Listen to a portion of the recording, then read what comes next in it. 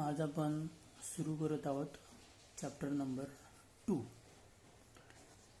Application of derivative. Application of डेरिव्हेटिव्हचे application काय काय आहेत बाय मॅथमॅटिकल वे. त्यासाठी फर्स्ट टॉपिक आहे geometrical meaning of derivative. Geometrical meaning of derivative. तर डेरिव्हेटिव्हचा जॉमेट्रीमध्ये मीन काय होतो.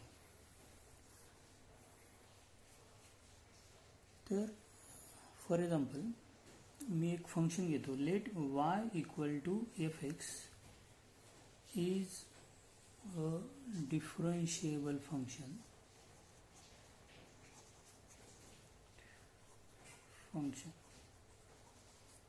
पण प्रत्येक फंक्शनला जर आपण ग्राफमध्ये कन्वर्ट केलं तर प्रत्येक फंक्शनचा एक कर्व बनतो. फॉर एक्झाम्पल आपण गृहीत धरू की y इक्वल टू एफ एक्सचा हा कर्व आहे.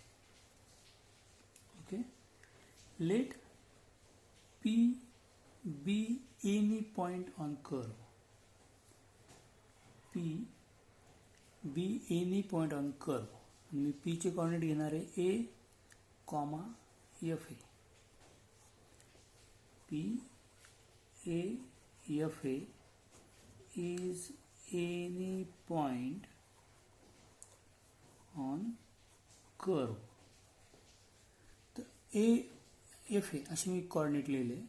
a म्हणजे काय, जर आपण त्या फंक्शनमध्ये एक्सची व्हॅल्यू a टाकली, एक्सची व्हॅल्यू जर आपण a टाकली तर हा एक्स कोऑर्डिनेट म्हणून ए आपण लिहितो.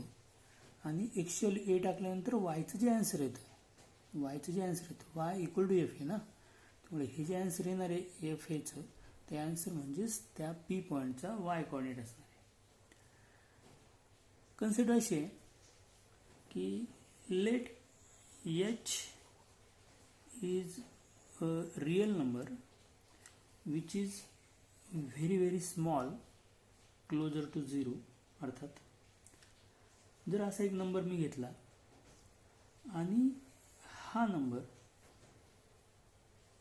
मी पीच्या पुढे म्हणजे पीच्या राईट हँड साईडला मी अजून एक पॉईंट घेतला क्यू. हे डिस्टन्स आहे ना, हे जेवढं लिस्ट करता येईल, कमी करता येईल तेवढं कमी केलं. तर ह्या क्यूचे जे कोऑर्डिनेट असतील, हा क्यू हा पीच्या राईट हँड साईडला असल्यामुळे त्या क्यूचे कोऑर्डिनेट घेताना ते कोऑर्डिनेट असतील ए प्लस एच, कारण हे डिस्टन्स मी एच मानलेलं आहे पी क्यू मधलं विच इज व्हेरी स्मॉल. तर क्यूचे कोऑर्डिनेट असेल ए प्लस एच. आणि जर ए प्लस एच आपण पुट केलं एक्स ऐवजी फंक्शनमध्ये तर हे फंक्शन आहे F of A plus H. Therefore coordinates of Q is a plus H comma F of A plus H. आणि आपल्याला आता दोन पॉईंट आहे ना, एक पी पॉईंट आहे ए एफ ए, एक क्यू पॉईंट आहे A plus H F of A plus H. जर आपण ह्या दोन पॉईंटचा यूज करून आपण ह्या पी क्यू जी लाईन आहे त्या पी क्यूचा स्लोप काढला, म्हणजे slope of secant line P Q. Secant line means जी लाईन कर्वला more than one point intersect करते त्या लाईनला आपण सिकँट लाईन म्हणतो. जी लाईन एकाच पॉईंटमध्ये टच करते त्याला आपण टँजंट लाईन म्हणतो. तर ही सिकँट लाईन आहे कारण ती मोर दॅन वन पॉईंटमध्ये त्याला इंटरसेक्ट करते. तर स्लोप काढायची मेथड आपण शिकलेलो आहे, Y two minus Y one upon X two minus X one, म्हणजे वाय कॉर्डिनेटचा डिफरन्स अपॉन एक्स कॉर्डिनेटचा डिफरन्स. मग याचप्रमाणे आपण इथं काय करू, हा वाय कॉर्डिनेट दोघांचे ना, वाय कॉर्डिनेटचा डिफरन्स मग ते येईल F of A plus H minus F A upon X कॉर्डिनेटचा difference A plus H minus A. Therefore the slope will be f of a plus h minus f a upon h. हा slope आहे. जर आपण इथे P हा Q point आहे तो पीच्या निअरर घेत गेलो. आता पी आणि क्यूमध्ये थोडंसं डिस्टन्स आहे कारण एच इज व्हेरी स्मॉल, पण जसं जसं क्यू हा पीकडे जाईल, पीच्या जवळजवळ जाईल, तसं एचची व्हॅल्यू कमी कमी होत जाईल. ज्यावेळेस क्यू हा पॉईंट पीवर येईल तेव्हा एचची व्हॅल्यू 0 होणार आहे. बरोबर. मग जर मी असे पीच्या जवळजवळ पॉईंट घेत गेलो तर त्या सर्व पॉईंटचा जो ॲव्हरेज असेल त्या ॲव्हरेजला आपण लिमिट म्हणतो. म्हणजे लिमिटमध्ये काय करणार आपण, क्यू पॉईंटला पीच्या जवळ घेऊन जाणार. असं जर केलं तर आपल्याला तो स्लोप ऑफ जो पी क्यू मिळेल, जसं क्यू पीच्या जवळ जाईल तसा त्यालाच मी असं लिहू शकतो लिमिट. त्या प्रत्येक वेळेस एचची व्हॅल्यू छोटी छोटी होणार आहे, म्हणजे h is goes to 0. therefore it is written as limit h tends to 0 f of a plus h minus f a upon h. आणि ही आपली फर्स्ट प्रिन्सिपल ऑफ डेरिव्हेटिव्हची डेफिनेशन. यालाच आपण म्हणू शकतो F dash A, and this is called the slope. म्हणजे कोणत्याही लाईनचा कर्वचा जर आपल्याला स्लोप काढायचा असेल, टँजंटचा स्लोप, तर आपण ज्या पॉईंटजवळ तो स्लोप काढायचा आहे त्या पॉईंटचा एक्स कॉर्डिनेट जर आपण त्याच्या डेरिव्हेटिव्हमध्ये पुटअप केला तर आपल्याला जे आन्सर मिळतं ते आन्सर म्हणजे स्लोप असतो. म्हणजे slope of the tangent to the given curve at X equal to A is equal to M equal to dy by dx at X equal to A. हा त्याचा स्लोप असतो. ही पहिली concept आहे, ज्या कन्सेप्टच्या आधारे आपल्याला आजचा टॉपिक घ्यायचा आहे. ओके. मग आता पहिली कन्सेप्ट आहे आपली या टॉपिकची, ती म्हणजे व्हॉट इज टँजंट. टँजंट काढायचा कसा. टँजंट म्हणजे लाईन, बरोबर, जी कर्वला एकाच पॉईंटमध्ये सिंगल पॉईंटमध्ये टच करते. आणि टँजंट काढण्यासाठी किंवा कोणती लाईन काढण्यासाठी स्लोप आवश्यक असतो. स्लोप काढल्याशिवाय आपण टँजंट काढू नाही शकत. म्हणून स्लोप काढण्यासाठी आपण डेरिव्हेटिव्हची मेथड बघितली. मग आपण असं म्हणू शकतो की let y equal to F x is a continuous function of x representing, ते काय करतं, representing a curve in x y plane. आपण त्याचा काय करतो, एक कर्व काढू शकतो एक्स वाय प्लेनवर. अँड पी इन ब्रॅकेट, आता मी ए एफ ऐवजी x1 y1 अशी पॉईंट घेतो. x1 y1 be any point on that curve, any point on the curve, त्या कर्ववरचा कोणता पण पॉईंट आहे. देन असं जर असेल तर dy बाय dx, त्या कर्ववरून काढलेलं डेरिव्हेटिव्ह आपण फंक्शनचं dy by dx at the point x1 y1 is called the slope of the tangent to the curve at point p. p point जवळ काढलेल्या टँजंटचा तो स्लोप असतो. आणि एकदा का आपल्याला स्लोप मिळाला तर आपण त्या टँजंटचं इक्वेशन इझिली काढू शकतो. जर तुम्हाला 10चं लाईन चॅप्टर आठवत असेल, त्यामध्ये इक्वेशन काढण्याची एक सोपी मेथड होती. मी टँजंटला शॉर्टकटमध्ये TGT असं लिहितो. मग ह्या टँजंटचं इक्वेशन कसं काढतो आपण, मग तर पॉईंट स्लोप फॉर्म्युला त्याला म्हणायचो आपण. तो पॉईंट असेल x1 y1, त्यामुळे y minus y1 equal to slope. Slope म्हणजे dy by dx at x1 y1 into x minus x1, y minus y1 equal to slope into x minus x1. आणि या फॉर्म्युलाचा use करून आपण कोणत्याही कर्वच्या दिलेल्या पॉईंटवरून जाणाऱ्या टँजंटचा इक्वेशन काढू शकतो. जर टँजंटचं इक्वेशन तुम्हाला समजलं तर आपल्याला नॉर्मलचं इक्वेशन काढायचं आहे. आता नॉर्मलची कन्सेप्ट पण समजली पाहिजे आणि मग आपण त्याच्यावरून नॉर्मलचं इक्वेशन काढू शकतो. नॉर्मल म्हणजे काय, आता मगाशी आपण कर्व जेव्हा काढला होता त्याच्यावर आपण कोणता पण एक पॉईंट घेतला होता P नावाचा. आणि ह्या पी पॉईंटवरून आपण काय केलं होते, टँजंट लाईन काढली होती जी त्या कर्वला एकाच पॉईंटमध्ये टच करते, बरोबर. आता ह्याच पॉईंटमधून जाणारी, म्हणजे टँजंट ज्या पॉईंटमधून टच करते कर्वला त्याच पॉईंटमधून जाणारी आणि त्या टँजंटला परपेंडिक्युलर असणारी जी लाईन असते, म्हणजे अ line which passes through P and perpendicular to the given tangent called normal. तर त्या लाईनला म्हणतात त्या कर्वचा नॉर्मल. नॉर्मलची लाईन ही टँजंटला परपेंडिक्युलर असते आणि जर 11चं लाईन चॅप्टर व्यवस्थित असेल तर तुम्हाला माहीत असेल, when two lines are perpendicular to each other then product of slopes is equal to -1.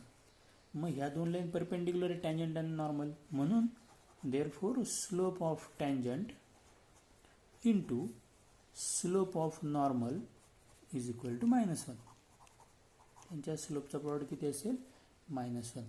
तर टँजंटचा स्लोप आपल्याला माहिती आहे काय, तो आहे dy/dx ॲट x1 y1.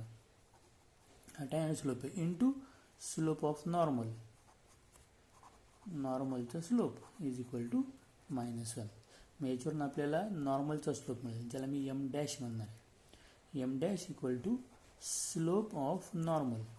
मग नॉर्मल स्लोप काय येईल, याला मी ट्रान्सफर केलं ना तिकडे, तो येईल -1 upon dy/dx at x1 y1, बरोबर. मग आता आपल्याकडे स्लोप आहे, आपल्याकडे पॉईंट आहे, मग याच्यावरून आपल्याला इक्वेशन ऑफ नॉर्मल मिळेल. नॉर्मलचं इक्वेशन काय असेल, नॉर्मलचं इक्वेशन असेल y - y1 equal to m dash जो नॉर्मलचा स्लोप आहे इंटू x - x1. जरी इथं आपण व्हॅल्यू पुटअप केली तर y - y1 equal to -1 upon dy/dx at x1 y1 into x - x1. हे असेल नॉर्मलचं equation at point P. This is equation of normal. ही कन्सेप्ट जर तुम्हाला चांगली समजली असेल तर आपल्याला याच्यावरची एक्झाम्पल्स घेता येतील. बघा, मग आता आपण याच्यावर एक्झाम्पल्स घेऊ. एकदा कन्सेप्ट जर कळाली तर आपण किती पण एक्झाम्पल सोडवू शकतो. पण नुसते एक्झाम्पल सोडवत गेलं आणि कन्सेप्टच समजली नाही तर आपण एवढे जास्त एक्झाम्पल नाही सोडू शकत. काही ठिकाणी आपल्याला अडचण तयार होते. मी क्वेश्चन घेतोय, find the equations of tangent and normal at given point. दिलेल्या पॉईंटसाठी आपल्याला काय करायचं आहे, टँजंट अँड नॉर्मलचे इक्वेशन काढायचे आहेत, बरोबर. पहिलं एक्झाम्पल घेतो मी, y equal to 2x³ - x² + 2 आणि पॉईंट दिलेला आपल्याला 1/2, ह्या पॉईंटसाठी आपल्याला ह्या कर्वचा जो काही कर्व असेल त्या कर्वचा टँजंट आणि नॉर्मलचे इक्वेशन काढायचे. तर आपण पहिलं काय घेऊ, आपण लिहू गिव्हन इक्वेशन ऑफ कर्व. आपल्याला जे कर्वचं इक्वेशन दिलेलं आहे ते आधी लिहू. ते इक्वेशन आहे y equal to 2x³ - x² + 2. याला मी इक्वेशन नंबर 1 म्हणतो आहोत, बरोबर. आता मी काय करेल, याचं डेरिव्हेटिव्ह काढेल. Differentiate this equation with respect to x on both side. मी इथे dy/dx yचं डेरिव्हेटिव्ह इक्वल टू, याचं डेरिव्हेटिव्ह काय तुम्हाला माहिती, 2 तसंच राहील, x³ डेरिव्हेटिव्ह 3x², मग झालं ते 6x² - x² derivative 2x + 2 derivative 0. हे झालं डेरिव्हेटिव्ह. मग therefore slope of tangent is equal to m equal to dy/dx is equal to 6x² - 2x. आता काय झालं, आपला स्लोप झाला टँजंटच्या तर कर्वच्या टँजंटचा स्लोप. मग आपल्याला जो पॉईंट आहे, लेट हा पॉईंट जो आहे त्याला मी P म्हणणार. तो पॉईंट आहे आपला 1/2.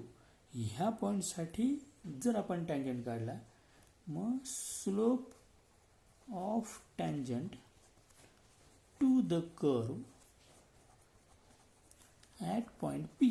पी ह्या पॉईंट जवळ जो टँजंट असेल त्या टँजंटचं कर्व काय असेल तर यम इक्वल टू, व तिथे मी यम लेटर न वापरता इथं वापरलं तर यस वगैरे, यम इक्वल टू तर ह्या डी वाय बाय डी एक्समध्ये जर आपण एक्सची व्हॅल्यू हाफ टाकली आणि वायची व्हॅल्यू 2 टाकली. आता एक्सची व्हॅल्यू हाफ टाकू आपण, वाय इथं नाहीच आहे त्यामुळे वायची व्हॅल्यू टाकायचा प्रश्नच तयार होत नाही. येईल ते 6 इंटू एक्स स्क्वेअर म्हणजे 1/4 मायनस 2 इंटू एक्स, पण एक्सची व्हॅल्यू हाफ म्हणजे 2 इंटू 1/2. मग त्या आन्सर येईल आपलं 3/2 minus 1. The answer will B, slope आला आपला एम इक्वल टू हाफ. बघा आता आपला स्लोप किती आहे, स्लोप आहे आपला हाफ, आणि आपले पॉईंट काय आहेत आठवत असेल तुम्हाला, आपले पॉईंट आहे हाफ कॉमा 2. आपला पॉईंट आहे हाफ कॉमा 2. आपल्याकडे पॉईंट आहे, आपल्याकडे स्लोप आहे. मग आपल्याला याच्यावरून काय मिळेल मग, therefore equation of tangent at P, ह्या पी पॉईंट जवळ आपण टँजंटचं इक्वेशन काढू. कसं तर वाय मायनस y1, हा x1 हा y1, Y minus y1 equal to slope into X minus x1, म्हणजेच y minus 2 equal to slope म्हणजे half in bracket x minus 2. जर आपण याला सॉल्व केलं तर 2y minus 4 equal to X minus 2, म्हणजेच x minus 2y plus 2 equal to 0 is the equation of our tangent. बरोबर. मग याचप्रमाणे आपण जर नॉर्मलसाठीचं इक्वेशन काढायचं ठरवलं, मग नॉर्मलसाठी स्लोप ऑफ नॉर्मल काय असतो, स्लोप ऑफ नॉर्मल जर तुम्हाला आता कन्सेप्ट व्यवस्थित समजली असेल तर तुम्हाला माहिती आहे स्लोप ऑफ नॉर्मल असतो -1 अपॉन स्लोप ऑफ टँजंट, पण आपल्या टँजंटच्या स्लोपला आपण यम म्हटलेलं आहे, म्हणजे slope of normal at point P. P point जवळ जो नॉर्मल असेल त्याचा स्लोप असेल -1 अपॉन यम, म्हणजेच यमची व्हॅल्यू आपली 1/2. याचा रेसिप्रोकल करा आणि साईन चेंज करा, ते आन्सर येतं -2. म्हणजे नॉर्मल स्लोप किती आला आता -2. म्हणजे आपल्याकडे नॉर्मलचा स्लोप आहे आणि पॉईंट तर आपल्याला माहिती आहे, पॉईंट तर फिक्स आहे, पॉईंट पी आहे दिलेला ह्या एक्झाम्पलसाठी हाफ कॉमा 2. मग पॉईंट माहिती आहे, स्लोप माहिती आहे, आपण याच्यावर काय करू मग इक्वेशन ऑफ नॉर्मल काढू. मग इक्वेशन ऑफ नॉर्मल इज काय असेल ते वाय मायनस y1 म्हणजे पॉईंट y कोऑर्डिनेट पॉईंटचा इक्वल टू स्लोप म्हणजे m dash into X minus half. Value टाकू Y minus 2 equal to m डॅशची व्हॅल्यू किती आली आपली -2 in bracket X minus half. After multiplication the answer will be -2x plus 1, y minus 2 equal to therefore 2x plus y minus 3 equal to 0 is the equation of normal. काही doubt असेल तर check करू घ्या, पुन्हा एकदा बघा सर्व, आणि डाऊट नसेल तर आपण पुढचं एक्झाम्पल घेऊया. बघा एक्झाम्पल नंबर 2 आहे x³ plus 2x²y minus 9xy equal to 0 आणि पॉईंट आहे 2,1. म्हणजे आता काय झालं, given equation of curve, given equation of curve काय x³ plus 2x²y minus 9xy equal to 0. आता हे जे इक्वेशन आहे हे इक्वेशन का y इक्वल टू fx फॉर्ममध्ये दिलेलं नाही, त्याला बनवू शकतो आपण, पण काही गरज नाही, आपण डायरेक्ट याचं डेरिव्हेटिव्ह काढलं तरी चालेल. जर आपण याचं डिफरन्शिएशन केलं विथ रिस्पेक्ट टू एक्स तर काय, तर बघा एक्स आणि वाय दोन्ही व्हेरिएबल आहे. आता x³ येईल 3x² प्लस 2x² वायचं, x² तसाच वायचं डेरिव्हेटिव्ह dy/dx प्लस y तसाच x² डेरिव्हेटिव्ह 2x, बरोबर, minus 9 in bracket x into वायचं डेरिव्हेटिव्ह x तसाच yचं dy/dx प्लस y तसाच x डेरिव्हेटिव्ह 1 इक्वल टू 0. बरोबर. याला आपण सॉल्व करू. सॉल्व केल्यावर येईल 3x² plus 2x² dy/dx plus 4xy minus 9x dy/dx minus 9y equal to 0. बरोबर. मग याच्यावरून आपण dy/dx व्हॅल्यू काढू शकतो. समजा मी dy/dx ला इक्वेट केलं म्हणजे एकत्र केलं तर इथं 2x² dy by D x आहे, इथे -9x dy by D x. यातून जर d y by D x common काढला तर देईल 2x² -9x dy by D x. आणि उरलेलं सर्व टर्म मी ट्रान्सफर करतोय राईट हँड साईडला. इथे काय मग 3x² आहे तो -3x² होणार. इथे +4xy आहे, तिकडे ट्रान्सफर केल्यावर -4xy होणार. आणि -9y जेव्हा ट्रान्सफर होईल तेव्हा +9y होणार. म्हणजे याच्यावरून मला डिवाय बाय डी एक्सची व्हॅल्यू मिळेल.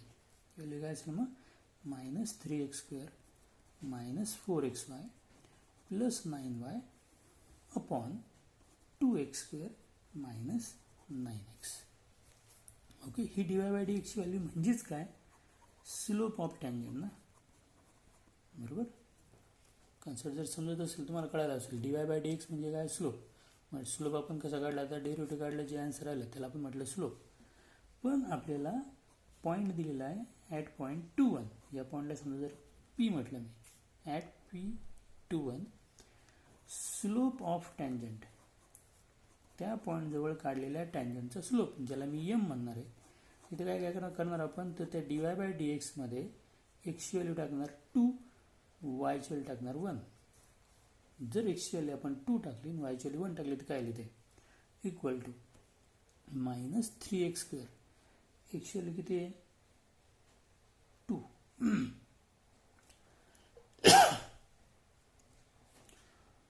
ओके, तुम्ही इथे काय येईल, ओके, तर काय लिहिते -3x², x² म्हणजे 4, -4x × y, 2 × 1, त्या आन्सर येईल 2, प्लस 9y, वायची व्हॅल्यू 1 आहे म्हणजे येईल 9, अपॉन 2x², x² ची व्हॅल्यू येणार 4, -9x, x ची व्हॅल्यू 2, त्या आन्सर येईल आपलं स्लोपचं -12 -8 प्लस 9 अपॉन 8 -18. 9 - 8 होतात 1, -12 + 1 -11, 8 -18, आन्सर येईल -10. आन्सर आलं 11/10. This is our slope of tangent at P. आपल्याकडे स्लोप जर असेल तर आपल्याला इक्वेशन ऑफ टँजंट काढता येईल. Equation of tangent at point P. आपल्याकडे स्लोप आहे, आपल्याकडे पॉईंट आहे. इक्वेशन लिहायचं y - y1 म्हणजे 1 इज इक्वल टू स्लोप म्हणजे m x - x1. therefore y - 1 equal to 11/10 in bracket x - 2. 10y - 10 इक्वल टू 11x - 22. The answer will be 11x - 10y - 12 equal to 0. This is the equation of tangent. मग नॉर्मलसाठी काय, आता आपल्याला नॉर्मलचं equation काढायचं आहे. मग नॉर्मलसाठी काय करणार आपण, आधी स्लोप काढणार. Slope of normal at point P21, त्याला काय म्हणणार आपण, m डॅश, बरोबर. m डॅश म्हणजे काय, -1/m. एमची व्हॅल्यू आठवते 11/10, बरोबर. 11/10चा रेसिप्रोकल केला, -10/11 which is the slope of normal. आपल्याकडे स्लोप आहे, आपल्याकडे पॉईंट आहे. मग आपण काय करू, त्याच्यावरून इक्वेशन ऑफ नॉर्मल काढू. Equation of normal at point P. कसं काढणार, तर y - y1 म्हणजे पीचा y coordinate equal to slope आहे m dash into x - x1 म्हणजे 2. y - 1 equal to -10/11 into x - 2. 11y - 11 equal to -10x + 20. Answer आला आपलं 10x + 11y - 31 equal to 0. This is the equation of normal. बघा example number 3. आता आपण slope थोडासा वेगळा घेऊ. x equal to 2 sin³ θ, y equal to 3 cos³ θ आणि point आहे ॲट θ इक्वल टू π/4. म्हणजे एक्झाम्पल देताना x पण थिटामध्ये आणि y पण थिटामध्ये. आठवतं इथं थिटा पॅरामीटर म्हणजे पॅरामेट्रिक फॉर्ममधलं इक्वेशन आहे.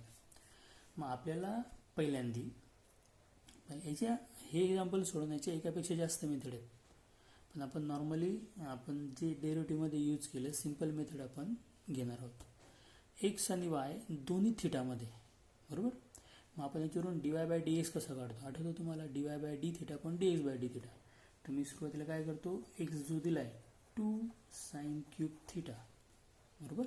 याच्यावरून मी dx बाय डी थिटाची व्हॅल्यू काढतो, कारण एक्स हा थिटामध्ये, याचं डेरिव्हेटिव्ह विथ रिस्पेक्ट टू थिटाच काढणं योग्य आहे. याचं डेरिव्हेटिव्ह काय, मग 2 तसाच साईन क्यूबचं आहे तर 3 साईन स्क्वेअर थिटा म्हणजे 6 साईन स्क्वेअर थिटा 2 × 3 आणि परत साईन थिटाचा डेरिव्हेटिव्ह कॉस थिटा, हा झाला dx बाय डी थिटा. मग वाय पण आपल्याला माहिती आहे, वायचे व्हॅल्यू 3 कॉस क्यूब थिटा, याच्यावरून आपण dy बाय डी थिटा काढूया.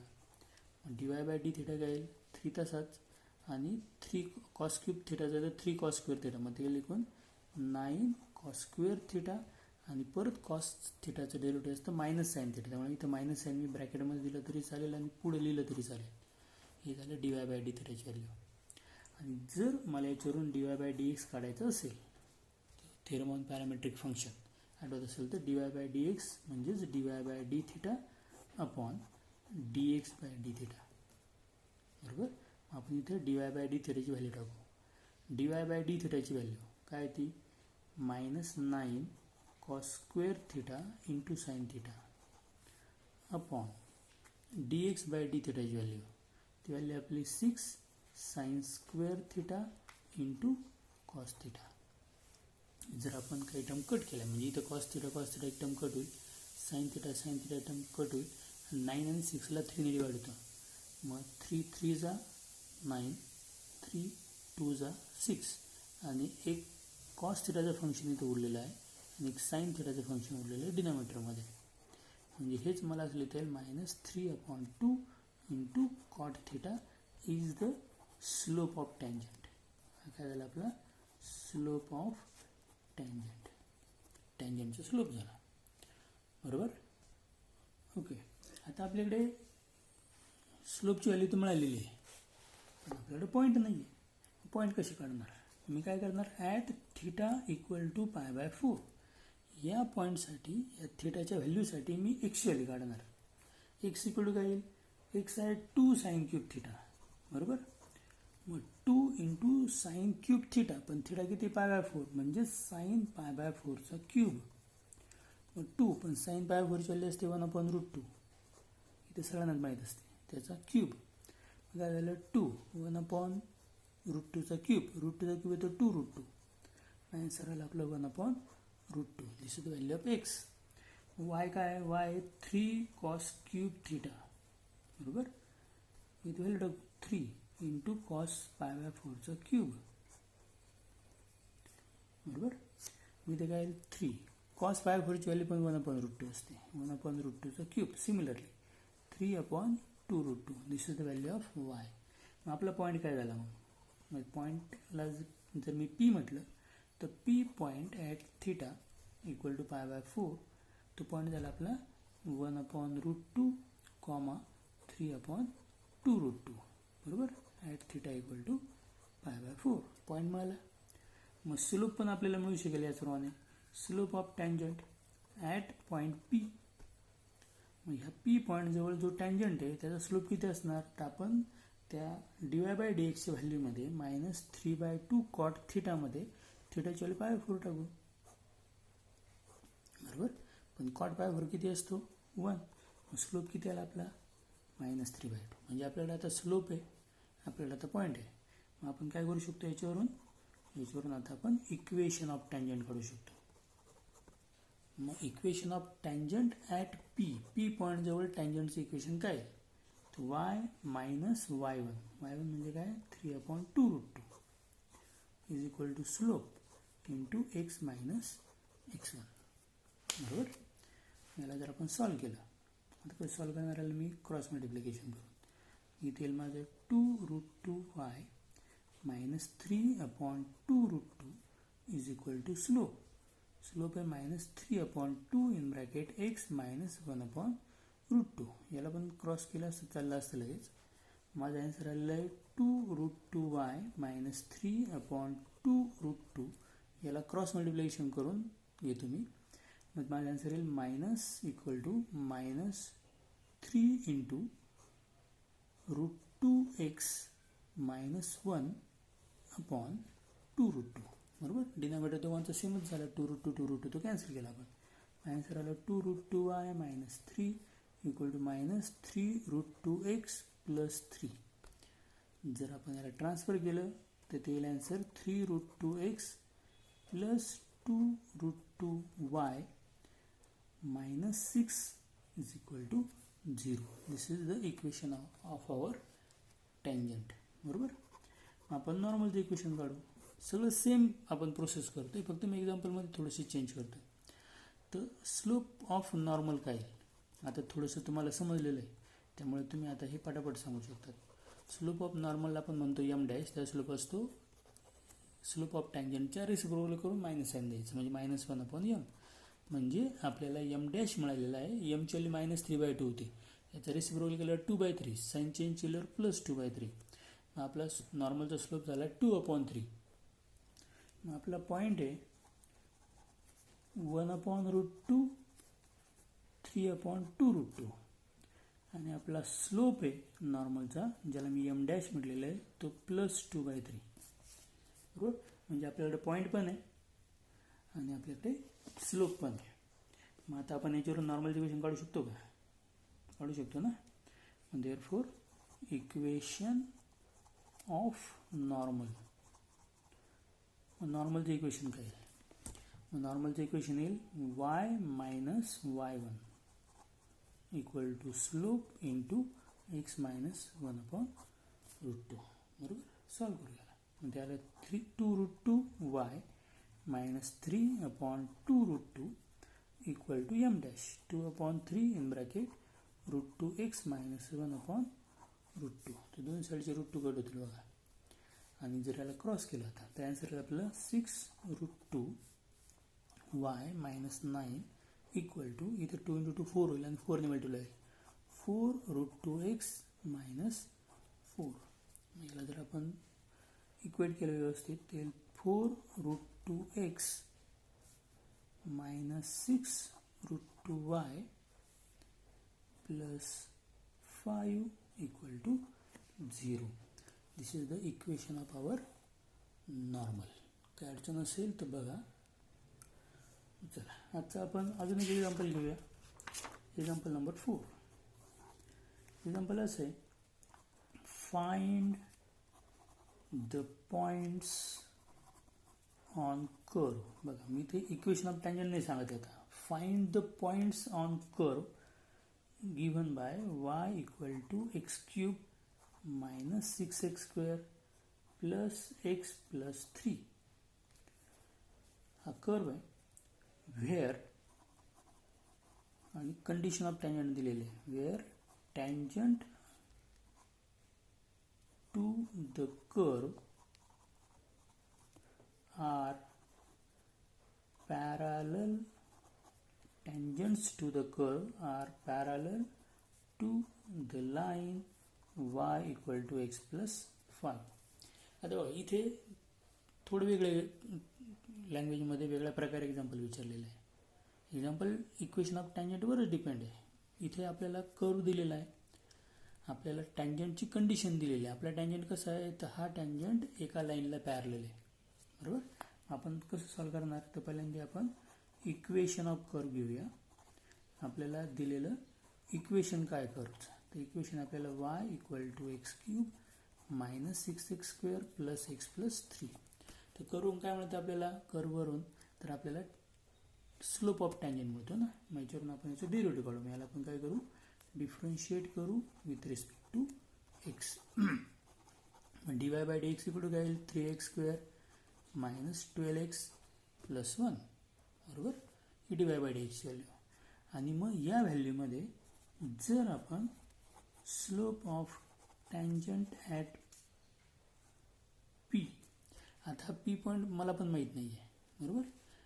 त्या P पॉईंट जवळ मी टँजंटचा स्लोप काढायला ठरवला तर तो स्लोप काय असेल, m = dy/dx at P = 3x² - 12x + 1. हा आपला टँजंटचा स्लोप आहे बरोबर. पण मी याला इक्वेशन 1 म्हणतो, पण आपल्याला तो पॉईंट P माहीतच नाही, त्याच्यावेळी आपल्याला दुसरी कंडिशन दिलेली आहे. आपल्याला काय दिलेलं आहे, एक लाईनचं इक्वेशन दिलेलं आहे, इक्वेशन ऑफ लाईन. काय equation, y equal to x plus 5. जर तुम्ही ते इक्वेशन केअरफुली चेक केलं तर तुमच्या लक्षात येईल हे इक्वेशन कोणत्या फॉर्ममध्ये. आता मॅथचा प्रॉब्लेम थोडा असा आहे की मॅथला बेसिक पण मागचं लागतंच.